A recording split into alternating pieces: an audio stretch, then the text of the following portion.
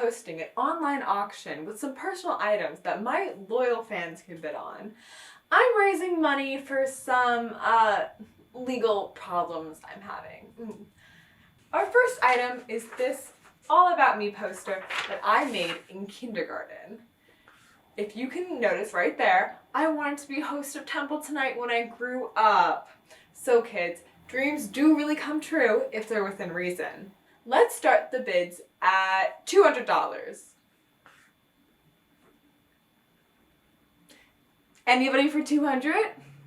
Okay, I can see you guys are a little shy. Maybe I shouldn't have opened up with such a showstopper. We'll come back to this one later.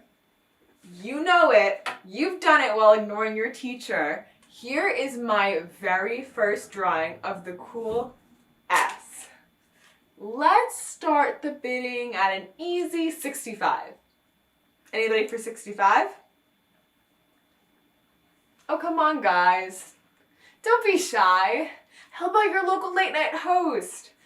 I really need the money for this lawsuit I'm having. I'm super stressed because I'm being You know what? Never mind. Let's just move on to the next item. This SAT prep book normally goes for $20, but every teardrop I shed on this is worth $10. So we are looking at $740 for this book. Any takers? Really? Nobody? Make that $750. Surprisingly, I never lost this bad boy. Probably because I always had it in my mouth. The bite marks add extra grip. $25. Who wants it? Okay, since I'm desperate, I'll throw in an old DS cartridge. You could save the starving Nintendogs on there.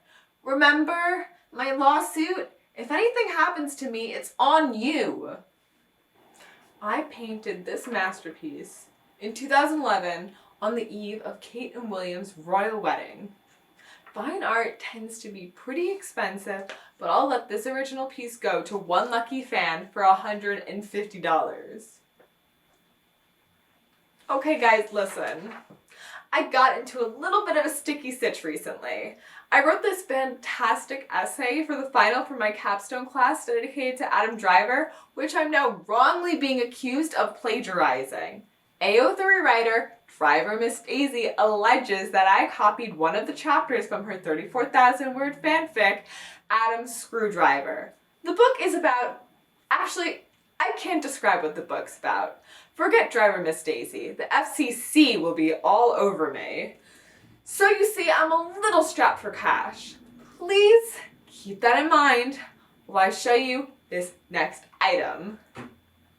You may not be able to see what this is, but it is a single piece of dust. It's all I have left. Please, somebody, bid anything. Yeah, I may have read the book once, but I didn't steal a whole chapter. The essay topic was how does your atom define what it means to be an atom in the entertainment industry? So how would I possibly relate that to chapter number 42, a happy marriage story? Okay, fine. I guess I'll just drown in legal debt. 50 cents?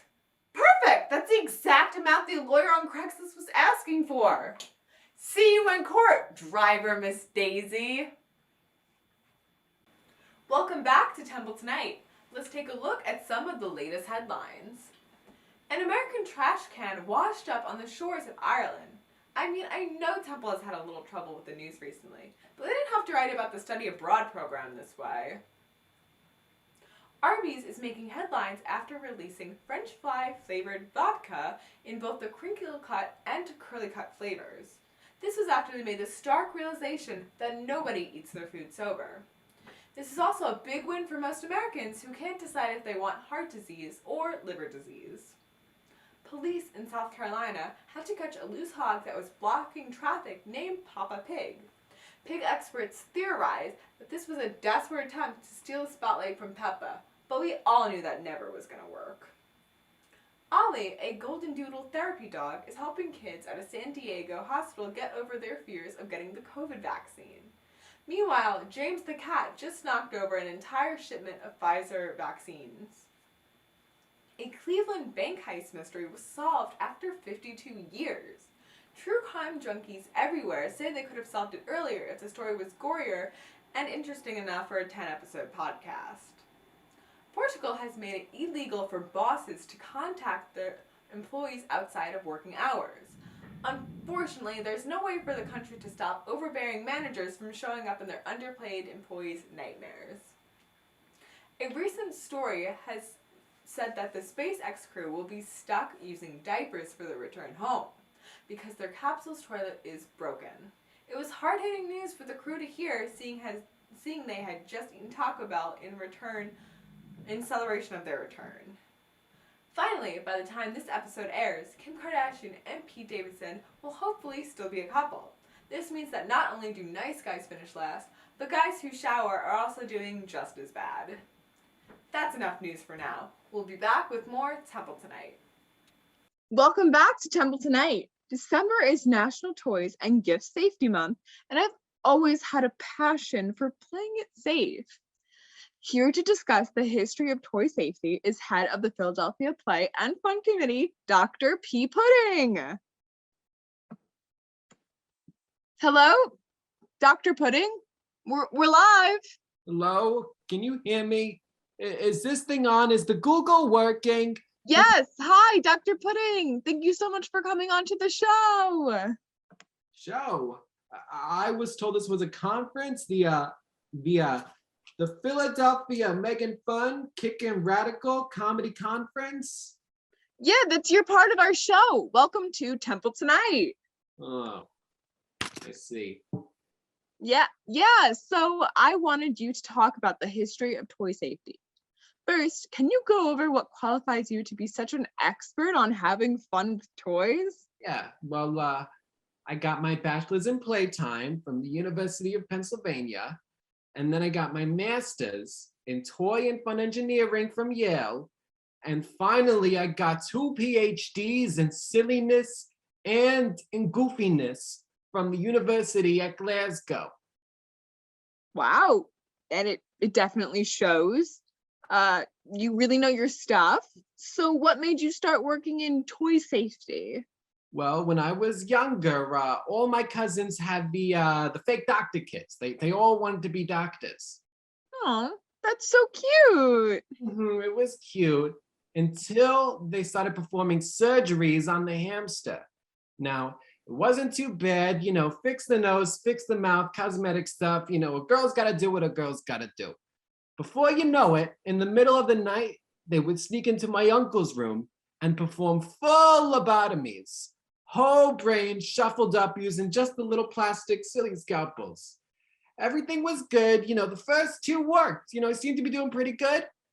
And then the third one killed him. Wow. Okay. Wow. That's definitely silly of them. How about we go into more fun examples of toy safety, like with board games? How about chess? Chess, yes. Chess was a very good game until the 1960s, when little children started using it to imply falsehoods about race relations.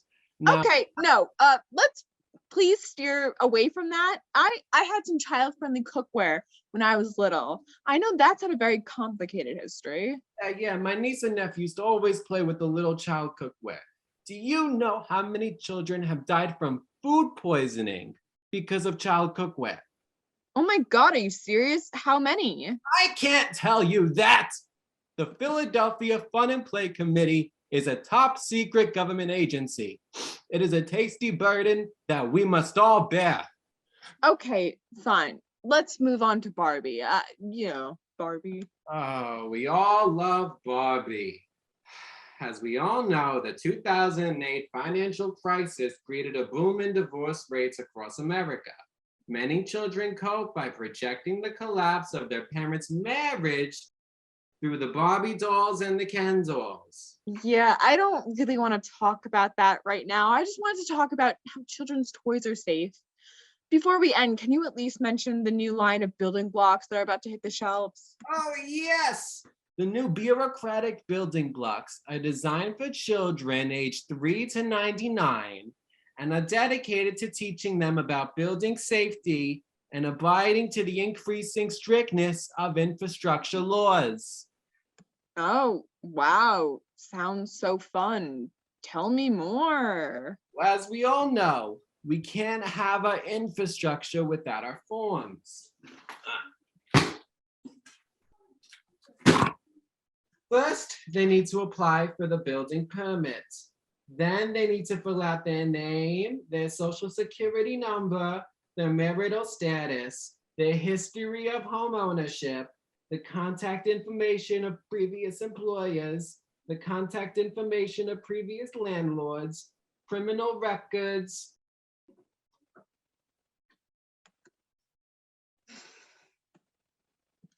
Oh boy, wasn't that fun?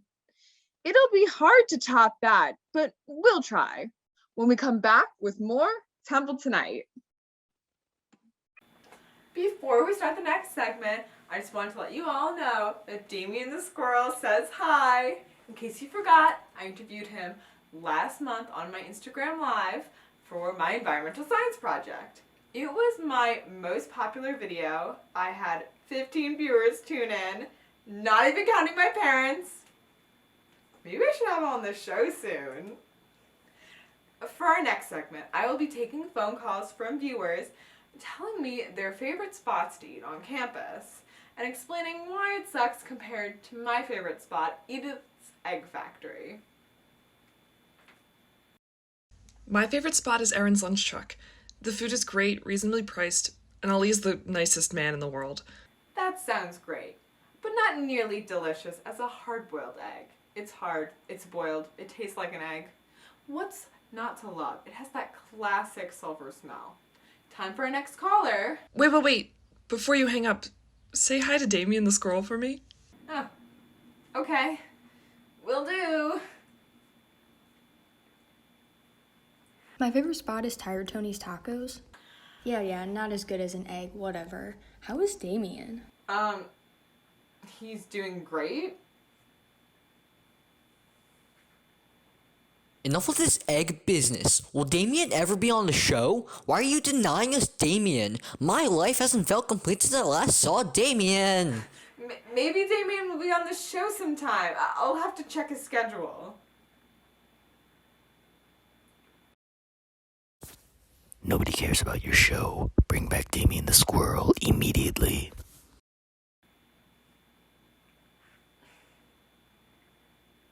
Can TOTV get me a bodyguard? No.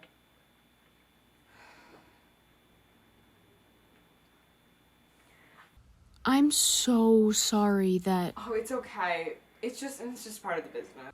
Oh, no, sweetheart. I'm sorry that Damien's better than you. That's it. I cannot take this anymore. This is who you've been asking for. Is this who you want? The precious Damien, Dames, D-Money that you've all been begging me for. You know, you can attack me physically, emotionally, but you can't get away with attacking my talent. I'm sorry, I know you love him, but he'll never replace me.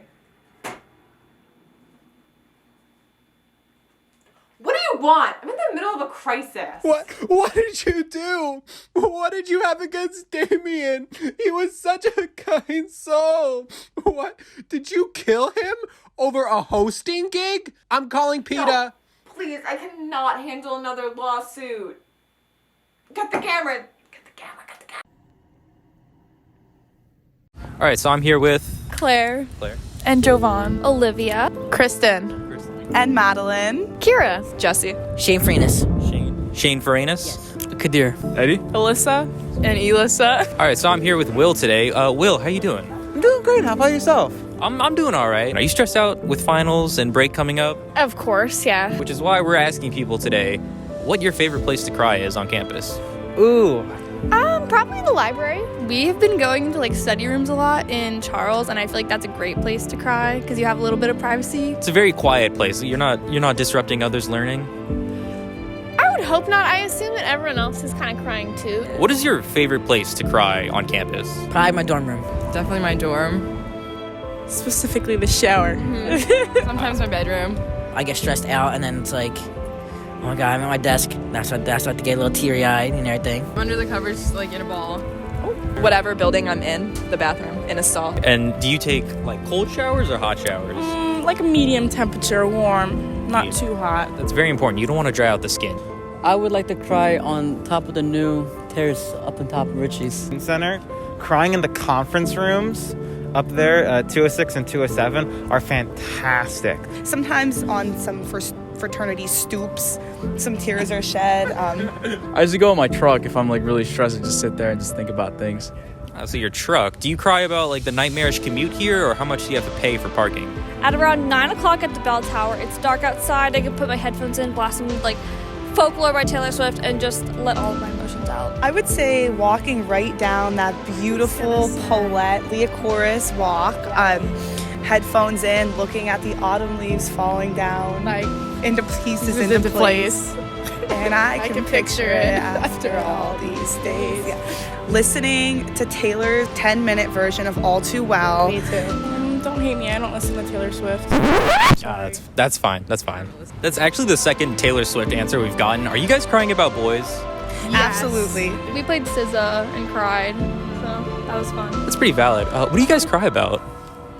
Just everything. We have a really nice couch that we like to cry on that a lot. Group cries at like 4 a.m. Our other roommate, Lexi, usually joins in the group cries. Do you have roommates you live with? Yes. Have they ever walked in on you? No. Listening to Taylor as well. More Taylor. Classic, yeah. Olivia Rodrigo. I'm happy with the place that I found, that my favorite place to cry. All right, that's good for you. Good for you, man. Our next guest is one you may not have heard about before. That's because he was behind the camera putting in his hard work for the Temple Tonight family for 5 years. He left us last semester to pursue some awesome startup ideas, and I wanted him to share those with us. Everybody, please welcome Chad Bradson. Please, Chad is way too long. I go by Chad now. Oh, okay. Well, Cha, I first wanted to thank you for all the hard work you put into making this show happen. You've really gone above and beyond. That was all light work, Lex. None compared to what I got coming up. And I'm so excited to hear. Rumor has it that you're starting your own music festival? All right, Lex. Woodstock, Coachella, Burning Man. What made these festivals so great? I don't know. Publicity, headliners, good promotion? They're in the middle of nowhere, duh. Which is why the town of Walt Idaho is going to host 2022's Tato-tacular. That's a very odd name. I have to ask, what is going to make this festival different from the other ones you mentioned? Well, first, we're trying to get lots of big names. Vanilla Ice, LMFAO, Steven Seagal, Trevor. Oh, okay, stop. The first two haven't made any new music in years. Steven Seagal doesn't even make music. And who's Trevor? Touche, but the first two don't need new music because what they made was perfect. We offered Steven Seagal Pack 5 DAs to show up. We're still waiting to hear back from him. And Trevor's my mom's new boyfriend who does a mean Steven Seagal impression. Oh, so what? They're going to be doing their set together? It's going to be the collab with Century, Lex, especially because you're going to be there. And I'm paying you for it right now. Cha, what the hell is this? You just sent me 50 pictures of $1 with your face on it. Cha-ching. Congrats. You're rich and you're welcome. You're the second person in the universe to have my new cryptocurrency, only available for trading via 4chan. I call it Cha-ching.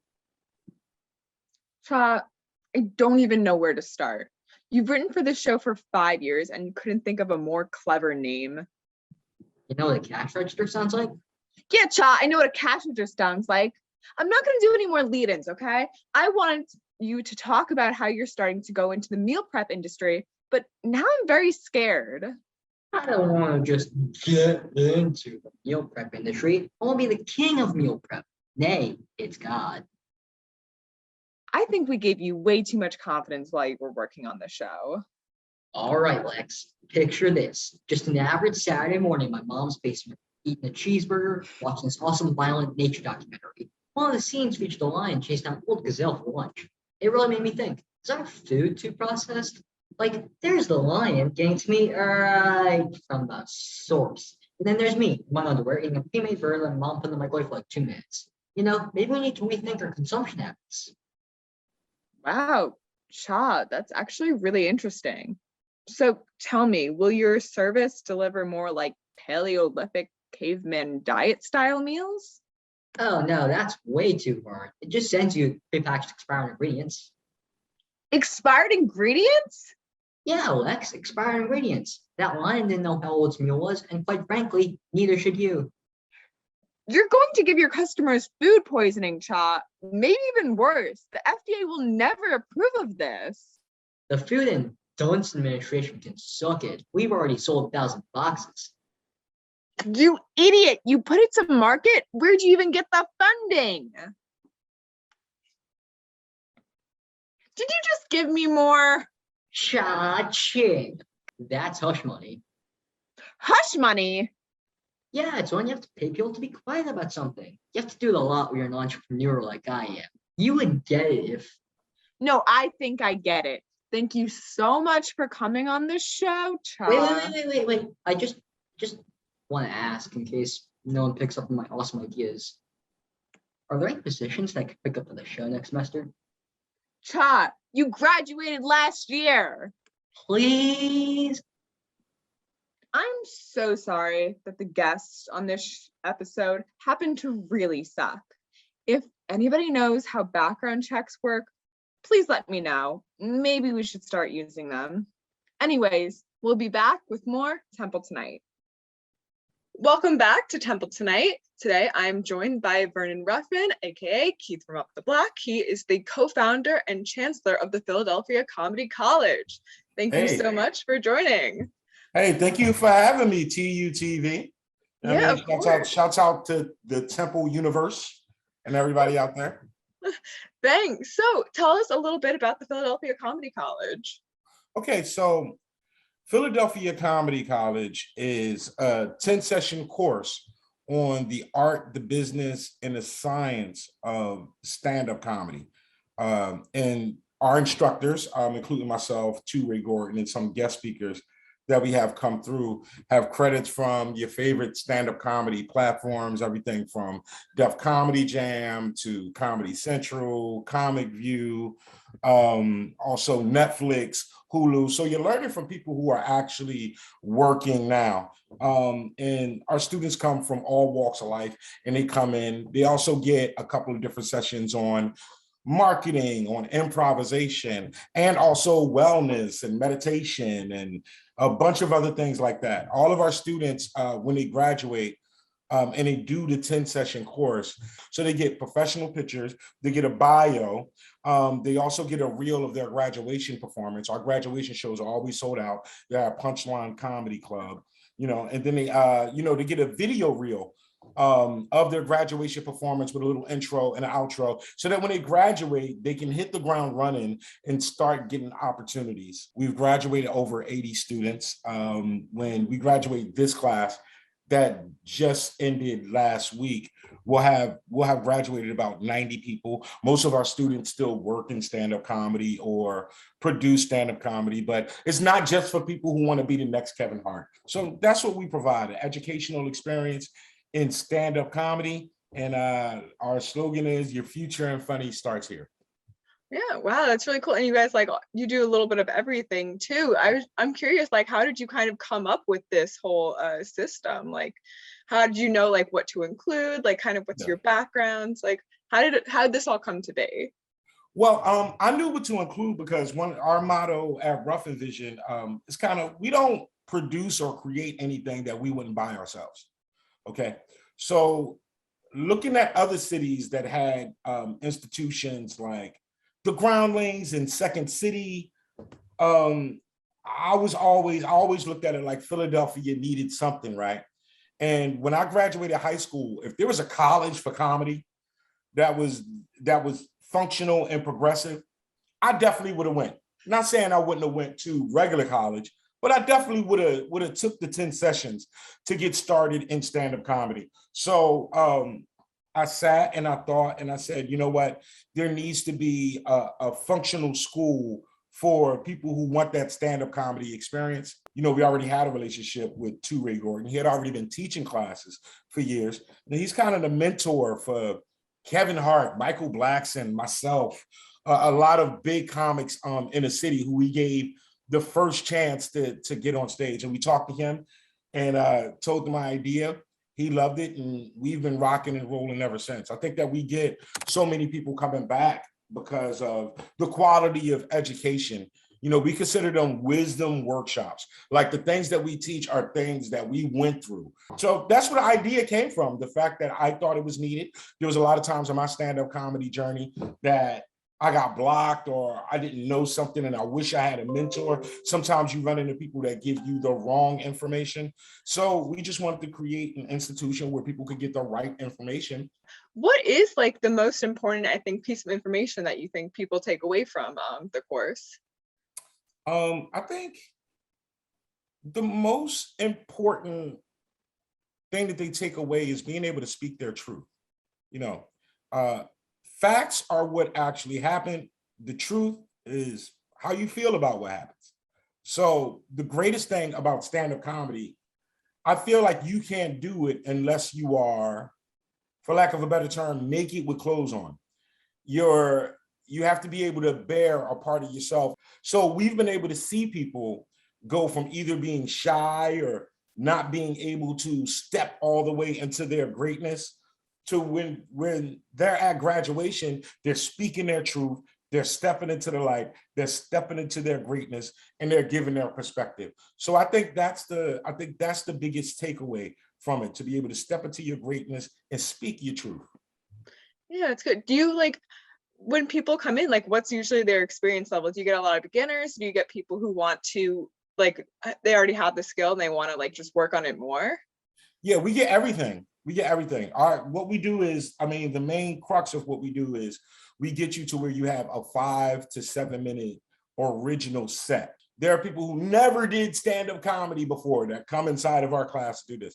There are people with TV credits that are great comics that come in so that they can workshop new material, okay? For people that don't know, the way stand-up comics, the way that we have to, I guess, build material and practice is we go out to different open mics and different mics, and then we go and we get stage time at these mics and we practice the material that we write, and then we go back, we evaluate and wash, rinse, repeat. What Comedy College does is it puts you in a lab with great comedic minds. Not only great comedic minds, other students from all walks of life and all levels of experience. So I don't believe that practice makes perfect. I believe that perfect practice makes perfect. So throughout this process, you're able to hone skills, whether you are an experienced comedian, whether you are a new comedian. We've had police officers, you know, come in. We had a student that owned car lots that wanted to come in and just wanted to learn how to speak better, you know, speak better to his clients. We've had professors, we've had doctors, we've had, like, you know, it's so many people, and we've had stand-up comics, you know, and those who go on to do stand-up comedy full-time or get TV credits or whatever. So it's for everyone. We are a launching pad for any rocket. Even if there's someone that's just like, you know what, I'm depressed, I love stand-up comedy, so I'm going to go to comedy college so that in my life I could get that stand-up comedy experience. And when they finish, they're speaking their truth. They got pictures, they have videos, and they have a diploma in stand-up comedy. So. Well, thank you so much, Vernon Ruffin, the co-founder and chancellor of the Philadelphia Comedy College, also known as Keith from Up the Block. And so that's all the time we have. But thank you so much, and we'll be back with more Temple Tonight.